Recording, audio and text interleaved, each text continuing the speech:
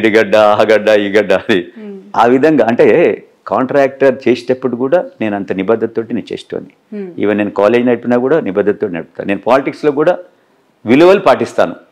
నాకు పదవి వచ్చినా రాకున్నా విలువలతోటి ఉంటాం. రైట్. మొన్న జనరల్ ఎలక్షన్స్లో ఎక్కడో నేను మీ ఇంటర్వ్యూ కోసం ప్రిపేర్ అవుతున్నప్పుడు మీ న్యూస్ చూస్తే అందులో ఒకటి ఇంట్రెస్టింగ్ న్యూస్ ఒకటి కనిపించింది. అరుణమ్మ గారిది ఓటు గల్లంత అయింది అని చెప్పి, మీ వైఫ్ ఓటు మొన్న ఎన్నికల్లో గల్లంత అయింది అని చెప్పి నిజమేనా? అంటే నేను అప్పుడు ఎలక్షన్ నా ఓటు వేసినాను. నేను అప్పుడు ఇన్ఛార్జ్ FNCC దగ్గరికి తను వచ్చి లైన్ లో నిల్చున్న తర్వాత ఓటు వేయడానికి వెళ్తే అందులో తన మేడం పేరు లేదు అని చెప్పి వెనక్కి వచ్చేసినట్టు అందులో ఉంది సారాంశం. నాకు నిజంగా చెప్పాలంటే నేను చెక్ చేయలేదు. చెప్పారు అసలు మేడం మీకు? నాకు చెప్ప కూడా చెప్పలేదు.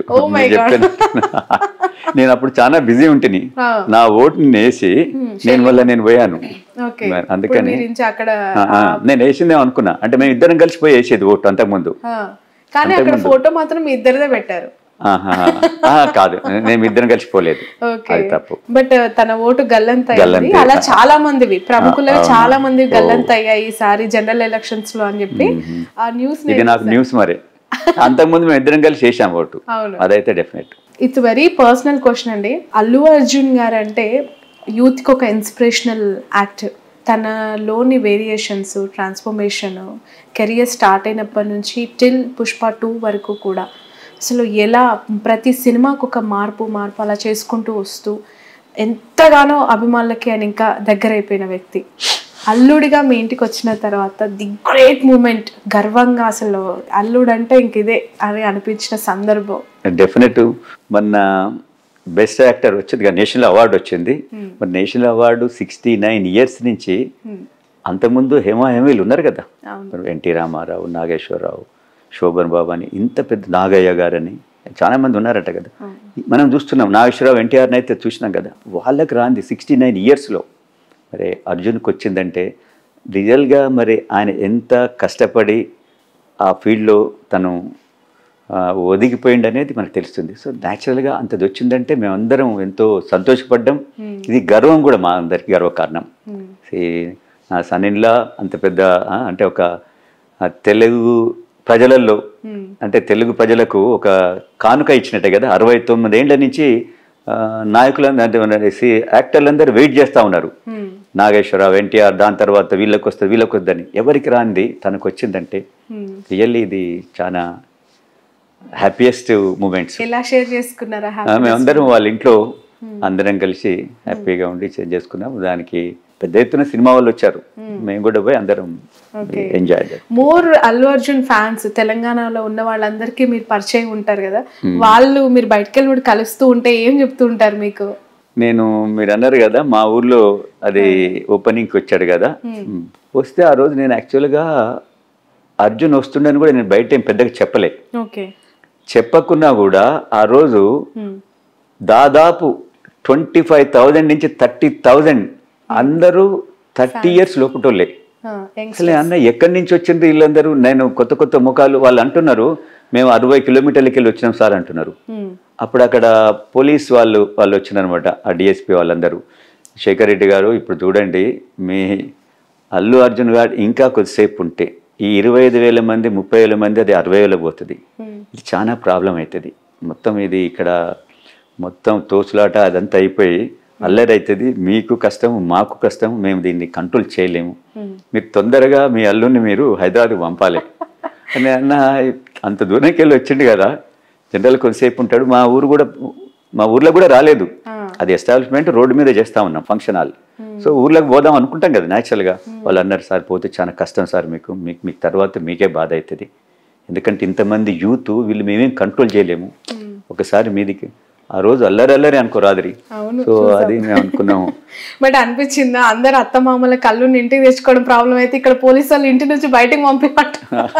అది ఏం చేస్తాం మరి అనిపించింది ఆ రోజు అల్లు అర్జున్ గారిని తొందరగా అనుకున్నాం. అదే ఇక తను కూడా అన్నాడు, మామయ్య నేను ఎక్కువసేపు ఉంటే మీకు కష్టం ఉన్నాం, మాకు కూడా కష్టం. ఎందుకంటే వాళ్ళందరు ఫ్యాన్స్, మనం ఏం అనలేము. ఇది అంటే బ్యారికేడ్స్ అవన్నీ ఉండవు కదా. బ్యారికేడ్స్ కూడా చేశాం. బ్యారికేడ్స్ విదిన్ 2 వాళ్ళు అసలు 10 minutes తీసి అవతల పడేశారు. మేము దానికి ఎంతో బ్యారికేడ్ చేశాము, విఐపీస్ కని ఒకటి చేశాము, అదందరూ వచ్చేటోళ్ళ కోసం బయట శామ్యానాలు వేసాము, బయట టీవీలు పెట్టాము. ఎన్ని పెట్టినా కూడా వాళ్ళు అసలు దగ్గరికి చూడాలి ఓ అని మొత్తుకొని. What is nature of Allu Arjun అంటే ఏం చెప్తారండి మీ మాటల్లో? Very active. అసలు యాక్టివ్ అంటే చెప్పనక్కర్లేదు. యాక్టివ్కు 100% ఆయన మనం అనుకోవచ్చు, అంత యాక్టివ్ ఉంటాడు. ఎనీ టైం మార్నింగ్ నుంచి ఈవినింగ్ దాకా ఫుల్ యాక్టివ్లో ఉంటాడు. ఓకే, బై నేచర్ ఎలా ఉంటారు ఇంట్లో ఉన్నప్పుడు కానీ ఫ్యామిలీ టైమ్స్ ఎట్లా? ఇంట్లో ఉన్నప్పుడు చిల్డ్రన్స్ అంటే చాలా ఇష్టం, చాలా అంటే చాలా ఇష్టం. పిల్లలతో ఆడుకుంటా ఉంటాడు, కలుస్తూ ఉంటాడు, అట్లా చిన్నపిల్లలు అంటే చాలా ఇష్టం. ఓకే, ఇన్స్టాగ్రామ్ లో ఎప్పటికప్పుడు ఆ పిల్లలు అన్ని రీల్స్ పెడతా ఉంటారు కదా. అవును, మీ పాప స్నేహ వాళ్ళు అసలు ఆయనకు షూటింగ్ ఉన్నా కూడా అంటే కంటిన్యూగా షూటింగ్ ఉంటే ఆపుకొని అని వచ్చి పిల్లల్ని కలుస్తూ ఉంటాడు, అంటే చూస్తూ ఉంటాడు. అంత ఇష్టం ఆయనకు. సో మోర్ ఫ్యామిలీ పర్సన్ అనుకోవచ్చు. అంటే ఫ్యామిలీ అండ్ చిల్డ్రన్ చాలా అంటే చాలా ఇష్టం. ఓకే, ఓవరాల్ గా మెగా ఫ్యామిలీ అంటేనే ఒక పెద్ద కుటుంబం, మెగా కాంపౌండ్ అని అంటూ ఉంటారు. ఆ ఫ్యామిలీతో మీ సన్నిహిత సంబంధాలు అవ్వచ్చు, ఇతరులు అంటే అరవింద్ గారు కావచ్చు, పవన్ కళ్యాణ్ గారు, చిరంజీవి గారు, నాగబాబు, వీళ్ళతో మీ రిలేషన్స్, మీ జర్నీ ఎట్లా ఉంది? చిరంజీవి గారితో నా రిలేషన్ చాలా బాగుంటుంది. చిరంజీవి గారు చాలా మృదుభాషి, చాలా ప్రేమగల మనిషి. ఆయన ఎంత అంటే నన్నే కాదు, వాళ్ళ ఇంటికి ఎవరు పోయినా కూడా ఆ విధంగా రిసీవ్ చేసుకుంటాడు. చిరంజీవి గారి గొప్పతనం ఏంటంటే ఒక ఫెస్టివల్ ఒకటి ఏదైనా మంచి అకేషన్ ఉంటే అందరు రిలేటివ్స్ రావాలంటాడు, ఇంక్లూడింగ్ మా అందరికి కూడా. ఆయన ఫంక్షన్స్ ఉంటాయి, సినిమా ఫంక్షన్స్ కావచ్చు, సంక్రాంతి పర్టికులర్గా దివాళీ చాలా పెద్ద ఎత్తున చేస్తాడు చిరంజీవి గారు. అప్పుడు అందరిని పిలుస్తాడు, ప్రతి రిలేటివ్ని కూడా పిలుస్తాడు. ఆ విధంగా ఏదైనా మంచి అకేషన్, మన చిరంజీవి గారికి పద్మ విభూషణ్ వచ్చింది కదా, దానికి అంటే ఆ ఫంక్షన్లు కూడా మమ్మల్ని పిలుస్తాడు, రావాలి చంద్రశేఖర్ మీరు అందరు వచ్చి, అంటే ఆ విధంగా అనమాట. ఆయనకు రిలేటివ్స్ అన్నా కూడా స్నేహితులన్నా కూడా ప్రేమించే ప్రేమగల మనిషి ఆయన చెప్పాలంటే. పవన్ కళ్యాణ్ గారు జనసేన పార్టీ గురించి మీ అభిప్రాయం ఏంటి? తెలంగాణలో కూడా ఉంది కదా ఆ పార్టీ. తెలంగాణలో అంత పెద్దగా ఎస్టాబ్లిష్ కాలేదు కదా, ఆంధ్రాలో 100% ఉంది. నేను అనుకుంటాను మరి వస్తే ఏదైనా చేంజెస్, మార్పు అనేది వస్తే పవన్ కళ్యాణ్ ద్వారా రావాలి అక్కడ. ఎందుకంటే చంద్రబాబు పార్టీ ఉంది, అది అందరికి తెలిసిందే. పవన్ కళ్యాణ్ యాడ్ అయినప్పుడు ఏదైనా వస్తే మార్పు రావాలని అనుకుంటున్నాను. వస్తే ఇప్పుడు మార్పు రావాలా? మీ మెసేజ్ ఏంటి అంటే ఖచ్చితంగా ఏదో ఒక నియోజకవర్గం నుంచి ఎంపీగా బరిలో దిగుతారు అనేది మాకు అర్థమవుతోంది. మీ సర్వీసెస్ ఏ విధంగా ఉండబోతున్నాయి, ఏం మెసేజ్ ఇవ్వాలనుకుంటున్నారు? నా సర్వీసెస్ చూడండి, ఈరోజు హైదరాబాద్ మెగా సిటీ అయింది, దాదాపు 1 crore అబవ్ పాపులేషన్ ఉంది. ఇంతమందికి ఏ విధంగా రీసోర్సెస్ వాళ్ళకి ఏ విధంగా మనకు ఉండాలి, డ్రింకింగ్ వాటర్ కావచ్చు, రోడ్ నెట్వర్క్ కావచ్చు, స్కూల్స్ కావచ్చు, హాస్పిటల్స్ కావచ్చు, ఇది ఒక ప్లానింగ్ తోటి పోవాలి. ఈరోజు చూడండి మన హైదరాబాద్లో గచ్చిబౌలిలో 40 అంతస్తుల బిల్డింగ్ వస్తుంది, రోడ్ అదే 40 story బిల్డింగ్. అక్కడి నుంచి ఎన్ని కార్లు బయటకు వస్తాయి? ఒకే బిల్డింగ్ వస్తలేదు కదా, రోడ్డుకు ఇరువైపులా వస్తున్నది. సో ఈ విధంగా ప్లాన్ లేకుండా కడతా పోతున్నారు. అంటే ఎవరికి లబ్ధి చేకూర్చేదానికి? బిల్డర్కి చేసేదానికి. దీనివల్ల ఫ్యూచర్లో చాలా కష్టమవుతుంది, నష్టమవుతుంది. అంటే ఎక్కడి నుంచి అక్కడికి పోలేకుండా అవుతుంది. ఎందుకంటే హైదరాబాద్ ఎంతో పెద్ద ఎత్తున రింగ్ రోడ్ ఉన్నది, డెవలప్ అంటే దానికి ఏరియా ఉన్నది, ఇక్కడ సముద్రాలు లేవు. సో ఒక ప్లాన్ తోటి చేయాలా.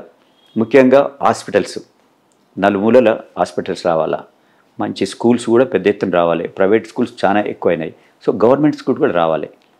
ఇప్పుడు ఈ ప్రభుత్వం అనుకుంటుంది కొన్ని పబ్లిక్ స్కూల్లా కొన్ని తీసుకొస్తా అని అంటుంది. అలాంటి స్కూల్స్ తీసుకురావాలి. అట్లీస్ట్ ఒక కాన్స్టిట్యున్సీకి ఒక 2 స్కూల్స్ ఆ విధంగా తీసుకొస్తే మిడిల్ క్లాస్, ఇప్పుడు మనం హైదరాబాద్ పబ్లిక్ స్కూల్ ఉంది, ఎంత మంచి స్కూల్ చెప్పండి ఒకప్పుడు.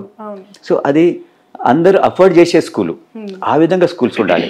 అంతేగాని సంవత్సరానికి 10 లక్షలు 6 లక్షలు ఈ విధంగా కట్టే స్కూల్స్ ఉంటే ఎడ్యుకేషన్ అనేది అందరికీ అందుతలేదు. ముఖ్యంగా గవర్నమెంట్, నేను రేపు ఎలక్ట్ అయినాక నా ఫోకస్ ఎక్కడ ఉంటుందంటే మెయిన్ ఎడ్యుకేషన్, హెల్త్.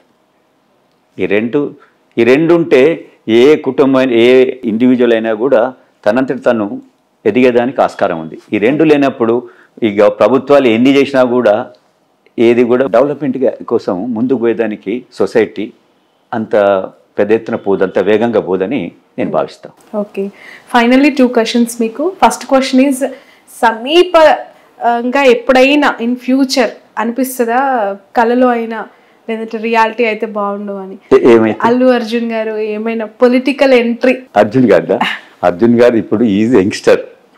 ఇప్పుడు అల్లు అర్జున్ అవకాశం ఉందా అని అనుకునే వాళ్ళకి ఆయన కెరియర్ చాలా పెద్ద ఎత్తున ఉన్నది.